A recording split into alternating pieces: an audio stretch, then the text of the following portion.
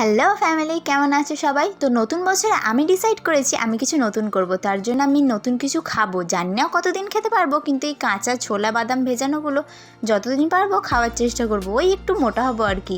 তো আমি মোটা হবো ভেবেছি, তার আগেই দেখো এই লাউ গাছগুলো অনেক মোটা হয়ে গেছে আর সুন্দরও হয়ে গেছে।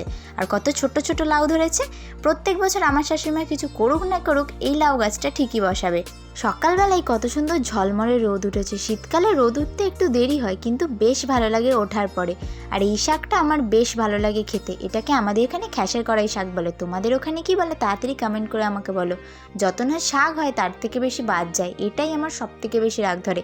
পেঁয়াজ কলি দিয়ে ভাজা করলে এত সুন্দর খেতে লাগে। তারপরে স্নান করে এসে বসে পড়েছিলাম, আর আমি কিছু একটা শ্যুট করছিলাম, যেটা আমার এখন মনে পড়ছে না, কিন্তু তখন আমি শ্যুট করছিলাম। আর চুলটা ভিজেছিল বলে আমি একটু খুলে দিয়েছিলাম। আর এই স্নান করে এসে রোদ্দুরে বসার ব্যাপারটা বেশ ভালো।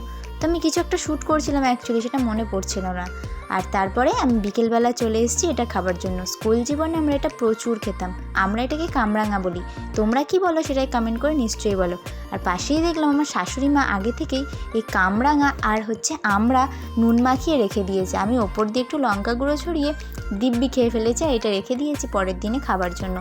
তো আমার এটা খেতে দুর্দান্ত লাগে, আর অনেকে বলে এটা নাকি ডাল করেও খায়। তোমরা কিভাবে খাও সেটা আমাকে বলো, ঠিক আছে? আমার তো কাঁচা খেতেই বেশি ভালো লাগে, মানে পেকে যাবার পর। আর আমরা ছিল, আমার তো এখনও জিভে জল চলে আসছে। আমি যে কীভাবে কন্ট্রোল করছি সেটা শুধু আমিই জানি।